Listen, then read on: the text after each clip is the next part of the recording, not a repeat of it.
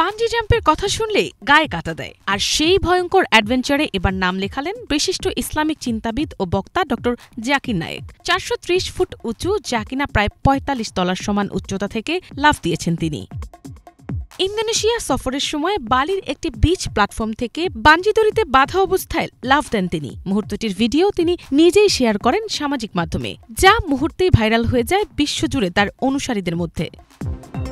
ধর্মীয় বক্তৃতা ও জনসম্মুখে বিতর্কের জন্য পরিচিত ৫৯ বছর বয়সী এই বক্তাকে সাম্প্রতিক সময় দেখা গেছে নানা রোমাঞ্চকর কর্মকাণ্ডে অংশ নিতে। এবার শুধু বানজি জাম্প নয়, সফরে তাকে ক্লিক জাম্পিং ও ওয়াটার স্লাইডিংয়েও উচ্ছ্বাসের সাথে অংশ নিতে দেখা গেছে।